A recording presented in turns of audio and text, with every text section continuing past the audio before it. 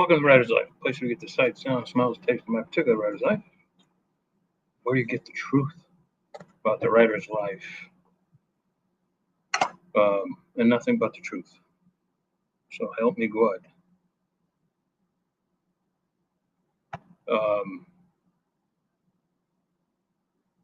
Hit the subscribe button.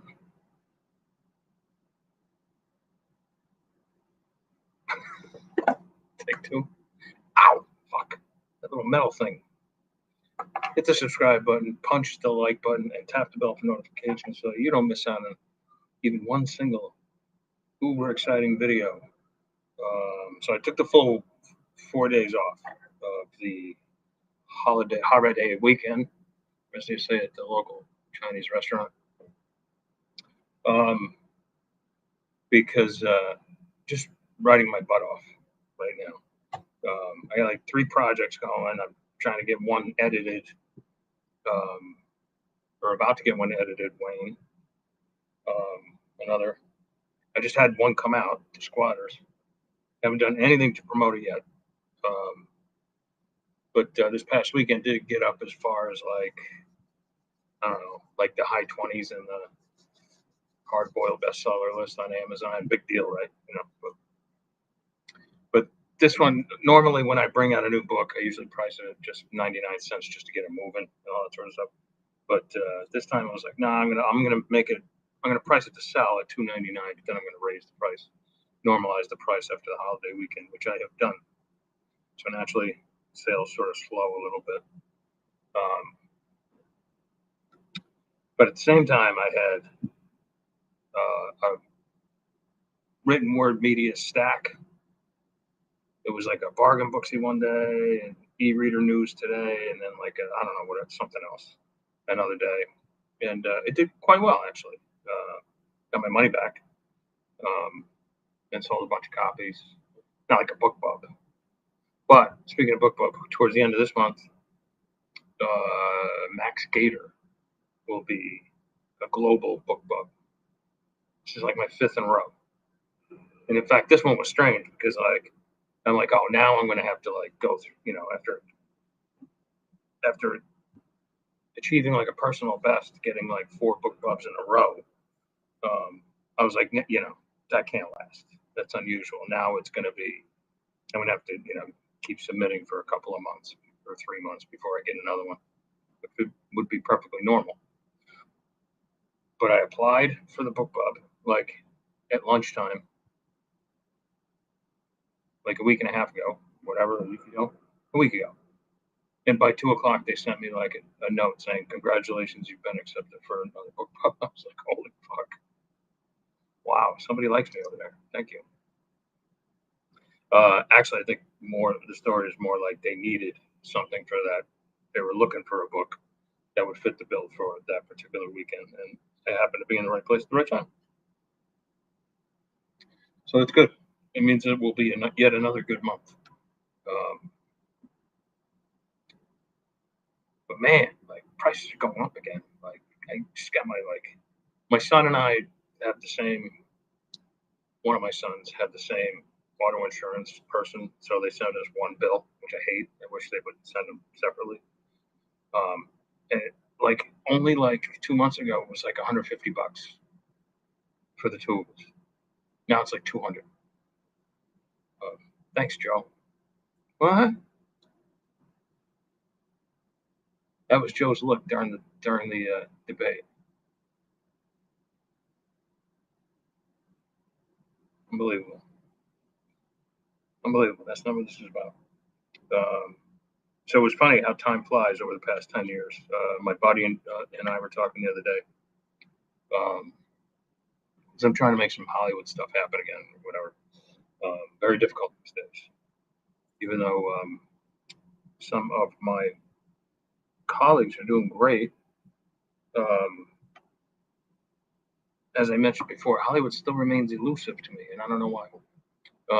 But we were talking about it and the difficulties these days of it. But like, it just brought me back 10 years ago when I was still traditionally based, completely traditionally based. Say 2014, 15, whatever, 16, and living off advances. and and and back then I had like more responsibilities in terms of kids and stuff like that. So they were lucrative times, but I just remember like living off those advances.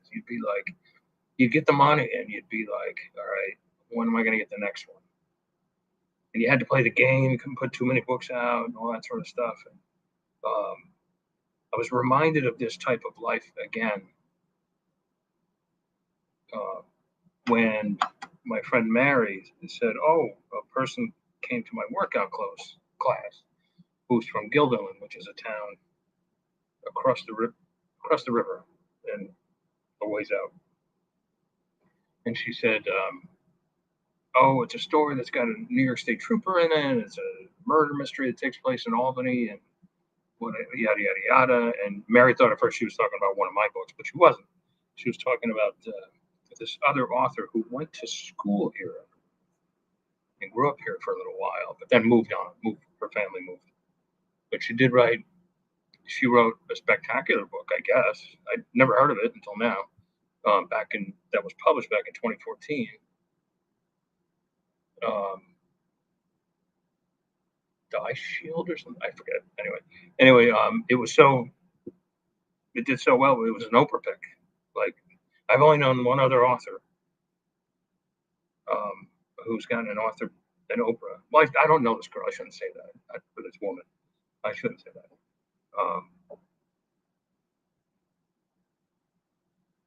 But anyway, she got an Oprah pick, and it got it was nominated for several other big awards,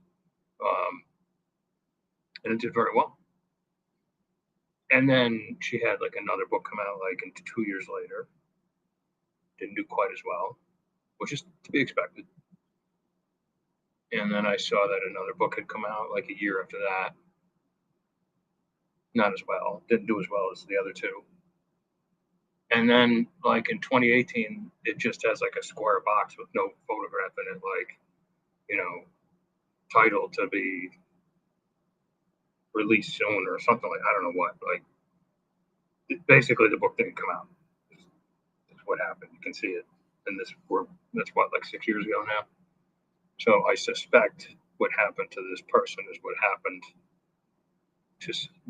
to so many authors, even after an initial success, is that they fade away. They can no longer live on the advances, and or they just can't write what they had a certain amount in them, and that was it. They're like the opposite of prolific. And it got me also to this. Do you know how many writers I've seen come and go in this business? So many editors come and go in this business. So many agents come and go. So many publishers come and go. It just boggles the mind. Absolutely boggles the mind. I almost like every single person I started out with at Delacorte 25 years ago was gone. Absolutely gone. Finished. I think my acquiring editor, who also discovered Harlan Coben and Don Winslow. No, he didn't. No, he rejected Don Winslow actually, but he liked him. But he did discover Harlan. But I think he's still an editor, but I can't be sure. He worked at MTV for a while, but now he's too old for that. So whatever. Good guy. We had a band together for a while. But I've seen so many of industry professionals just come and go. And so back to talking to my other friend, I was like, dude, it's ironic because like I used to live on my advances. Like that's how I survived. And some freelance writing, whatever. And I said, ironically, this is why I've switched to predominantly the independent route is so that I can make a living. Because if you're not working independently, if you haven't started your own label, where you can publish what you want, when you want, how you want to do it, I don't care what you're making from advances, you're not making a living. Unless you happen to also do well with Hollywood and TV and stuff like that, then you've got those multiple income streams that are very lucrative. But that's like the game. It's such a game. You might as well be playing craps. Um, and hey, I have another friend who did two major motion pictures and ended up having to go back to the workforce. I know I hate to burst people's bubbles about this business, but that's just the reality of it. So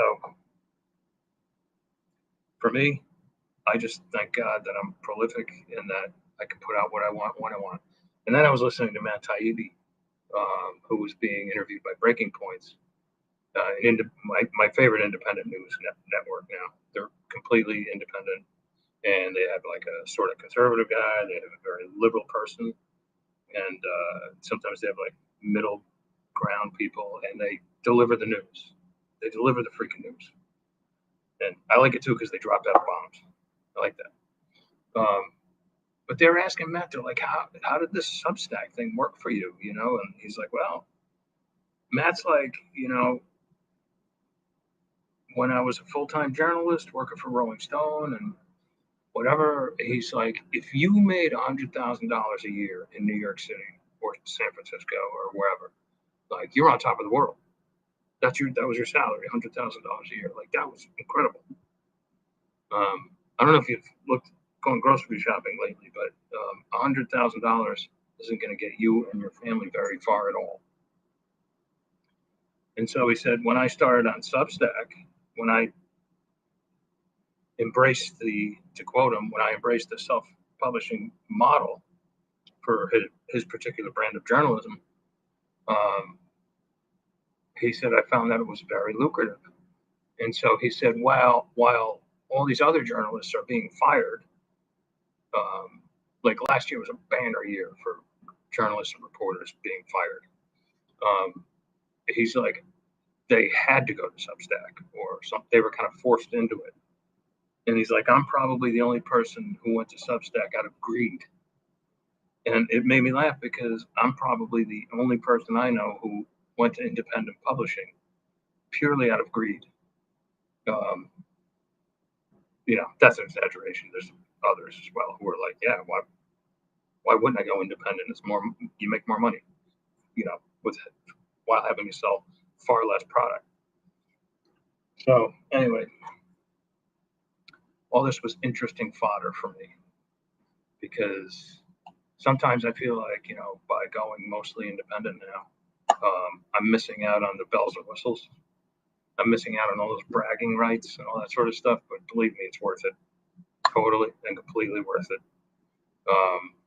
When you look at that list of publications that you own the IP for, and it like literally, the column is huge. You're just like, all right, this is the way to, and everything is selling. This is the way to go. All right, that's all I got for you today. Maybe back to you Wednesday. I haven't set up any guests yet because this is sort of a big week in terms of appointments and stuff like that. So I could be hit and miss all week. Maybe I'll be able to have somebody on Friday or something like that. But if not, hopefully I'm back to some semblance of normalcy next week. Summer's flying. Next week is mid-July already. Oh, crap. All right, you guys. I will talk to you. First, I'll check the chat. Who's there? Okay. Nobody. It will be later. I will talk to you guys soon.